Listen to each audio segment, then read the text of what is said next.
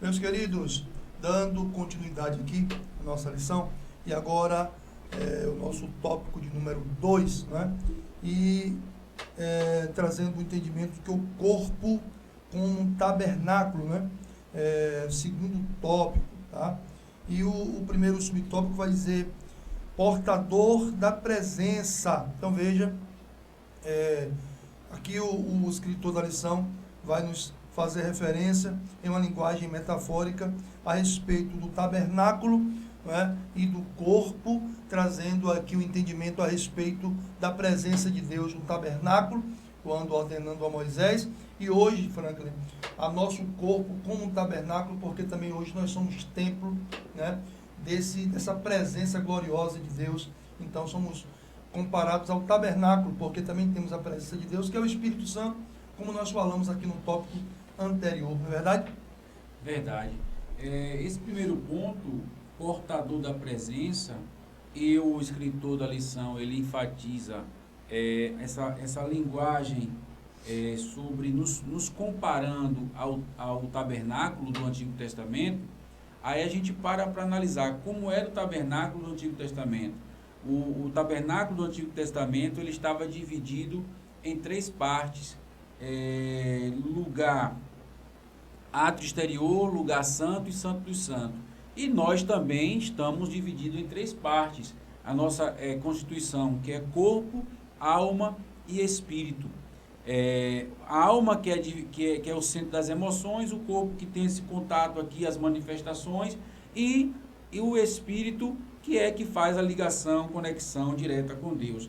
Nós também vemos uma semelhança entre o tabernáculo e o nosso corpo dentro da lição, referente a que nosso corpo, assim como o tabernáculo era uma propriedade exclusiva de Deus, não poderia adorar outros deuses dentro do tabernáculo, né? Porque era uma propriedade exclusiva de Deus. Da mesma forma, nosso corpo, nossas vidas, não pode adorar a outros deuses, porque é uma propriedade exclusiva de Deus. E vemos também que o tabernáculo era um lugar de habitação de Deus, né? Deus resolveu habitar, né? Em alguns momentos nós vemos no Antigo Testamento Deus habitando. Observe que Êxodo 25:8, ele vai dizer o seguinte: e me farão um santuário, um tabernáculo, e habitarei, Deus está falando, habitarei no meio deles. Ou seja, o tabernáculo ficava no meio, as 12 tribos ficavam ao redor do tabernáculo, e Deus está dizendo que o tabernáculo que estava no meio, ele iria estar no meio deles. O que é que eu aprendo aqui? Eu aprendo que o nosso corpo também é um lugar de habitação de Deus. Da mesma forma, Gleison, que a Shekinah de Deus, a glória de Deus, descia no Santo do Santo, né? Descia no templo, no tabernáculo, e todas as 12 tribos eram impactadas pela glória de Deus, pela presença de Deus. Nos dias de hoje não é diferente. A glória que desce em nossas vidas também impactam todas aquelas pessoas que estão próximo de nós. É interessante essa comparação, né? Essa linguagem metafórica, né? Para entendermos sobre esse tabernáculo, essa presença. E o escritor, inclusive, vai trazer um texto interessante que está aqui em Romanos capítulo 8, versículo 11, que vai dizer: mas se o Espírito daquele que ressuscitou a Jesus dentre os mortos habita em vós, aquele que ressuscitou a Cristo dentre os mortos também vivificará os vossos corpos mortais pelo seu Espírito que habita em vós. Então, essa comparação ela é de fato importante para entendermos que, assim como o Senhor habitava ali, né, no meio do povo através do tabernáculo, hoje o Senhor também continua habitando em nós. Então, nós somos templos, como já tratamos aqui no primeiro tópico. No primeiro tópico, nós falamos sobre a importância, né, do corpo como templo e do Senhor como propriedade desse templo. E aqui no segundo ponto, primeiro subtópico, essa linguagem metafórica que nos traz esse entendimento do porquê essa comparação existe hoje, não é? Porque assim como a presença de Deus estava presente no tabernáculo, ele também está presente em nós e precisamos tomar o cuidado, como Franklin disse, né? Aquele tabernáculo, ele era usado exclusivamente para adoração ao Senhor. Por quê? Porque ali habitava o Senhor. Franklin também já citou, e nós vamos dar continuidade ao segundo subtópico, né?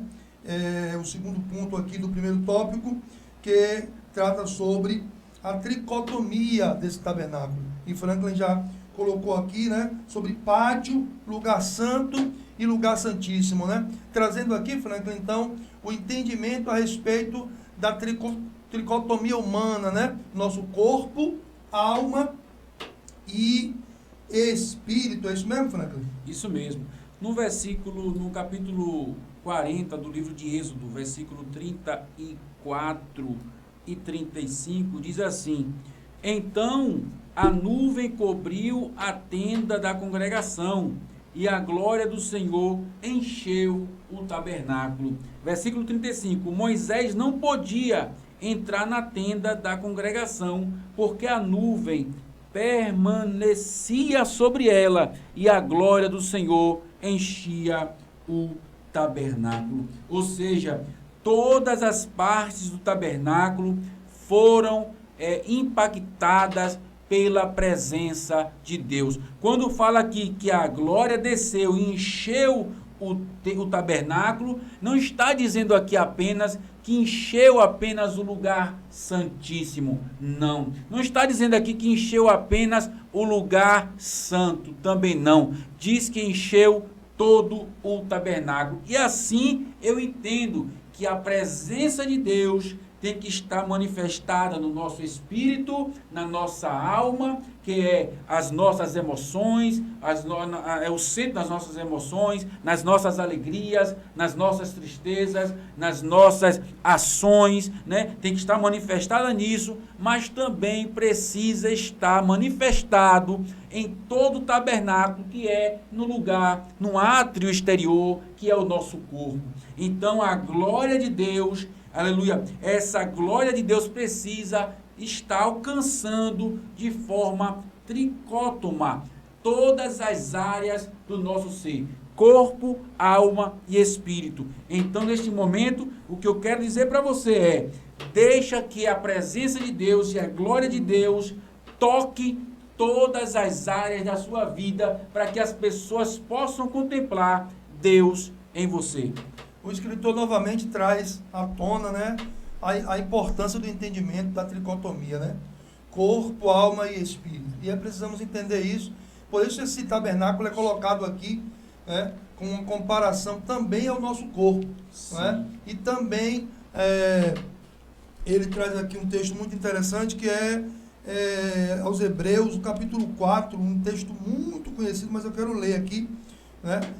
Capítulo 4, versículo 12, que vai dizer: porque a palavra de Deus é viva e eficaz, né? Aqui nessa tradução vai dizer viva e poderosa, e mais afiada, né? Em outras traduções, e mais penetrante, né? Do que qualquer espada de 2 gumes, em outras traduções, de 2 fios, penetrando até a divisão, veja só, até a divisão da alma e do espírito, né?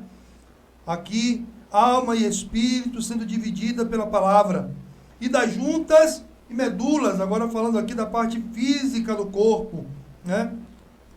E discerne os pensamentos e intenções do coração.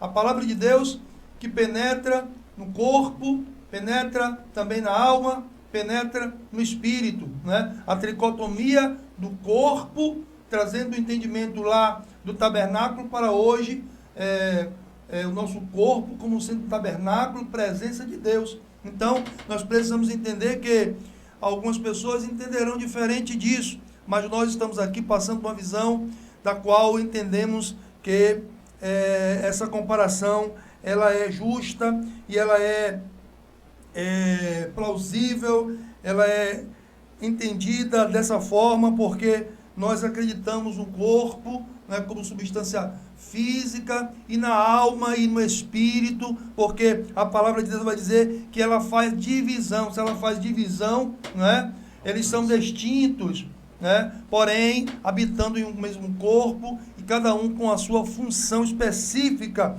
que já foi tratada aqui em algumas lições anteriores. Então fique ligado conosco, eu penso que é importante nós tratarmos sobre isso. E dando continuidade aqui, Franklin, eu acho que é importante também esse terceiro ponto aqui do segundo tópico, né?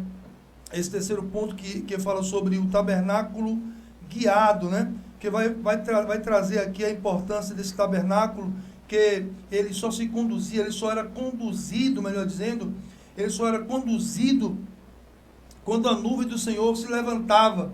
Ou seja, ele não saía a qualquer direção ou a qualquer momento, né, quando eles bem queriam e entendiam. O direcionamento que o tabernáculo tinha era também por intermédio da presença de Deus, né? Ele vai dizer aqui que, deixa eu ver, segundo ponto, terceiro ponto, é o guiado.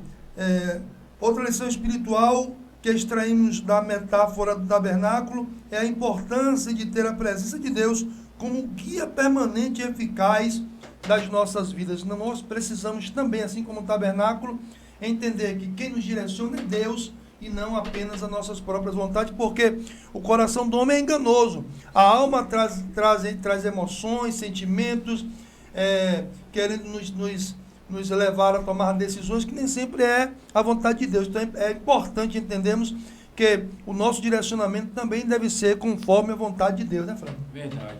Nós vemos aqui que o escritor, ele faz também uma comparação, né, Gleidson, referente ao tabernáculo, referente à forma que o povo, que a liderança, Moisés, ele se comportava mediante um momento certo de levantar e andar, de prosseguir, de avançar, o momento certo de parar, o momento certo de se demorar mais um pouco em alguns determinados pontos, lugares do deserto.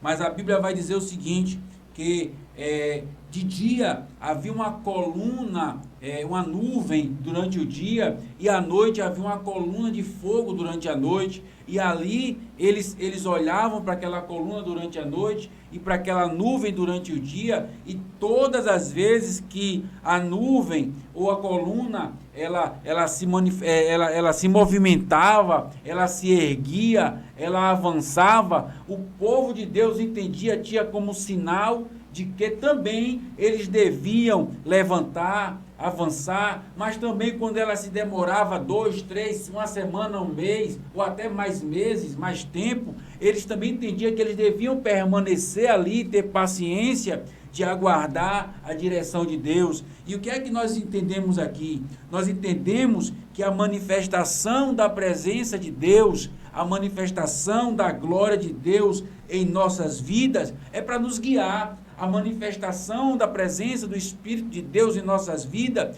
é para nos direcionar, é para dizer o momento certo, é para mostrar para a gente quando nós devemos agir. Um fato que me vem agora em memória foi quando Josué foi com o povo de Deus lutar contra o povo de Ai, e ele foi derrotado. Por quê? Porque não parou, não consultou a presença de Deus, não buscou em Deus uma direção. Eles achou, o povo é pequeno, o povo é minúsculo, então vamos lá, vamos guerrear. E o que foi que aconteceu? Foi uma grave derrota, uma vergonha. Por quê? Porque agiu sem direção, agiu sem direcionamento. Mas o que é que nós estamos dizendo aqui, que fala aqui?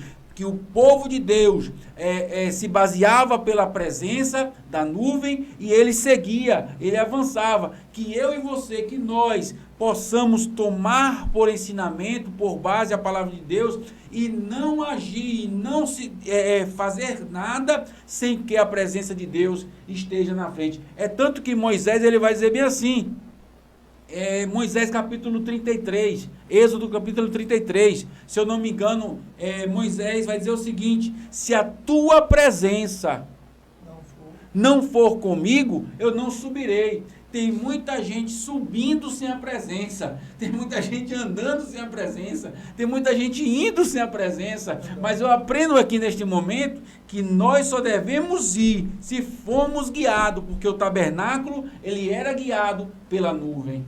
É verdade, o tabernáculo era guiado pela nuvem, você pode consultar isso aí em Êxodo 40, né, versículo 36 ao 38, que vai dizer quando a nuvem do Senhor estava sobre o tabernáculo, né, e se levantava, os filhos de Israel também se levantavam e caminhavam, como disse Frank. Porém, se ela não se levantava, eles permaneciam ali, ou seja, é aquele esperar no Senhor, né? Capítulo ou número 40 de Salmo, 40, né? número 40. Que diz, esperei com paciência no Senhor. Às vezes nós perdemos a paciência, isso é humano. Às vezes nós perdemos mesmo a paciência. Nós estamos falando aqui que devemos fazer e nem sempre nós conseguimos fazer, porque a ansiedade, o medo, a preocupação, às vezes nos leva a tomar decisões, mas a orientação de Deus para nossas vidas é: espera com paciência, deixa o Senhor levantar, deixa o Senhor guiar, deixa o Senhor mostrar, deixa o Senhor direcionar, deixa o Senhor, como disse Franklin aqui sobre aquela batalha com Ai, deixa o Senhor permitir, né? Deixa o Senhor autorizar, porque senão a gente pode acabar batendo com a cara na parede. Deus continue abençoando sua vida. Vamos continuar aqui com a nossa lição e fique conosco. Nós traremos também agora, dando continuidade, o nosso terceiro ponto da lição. Tá certo?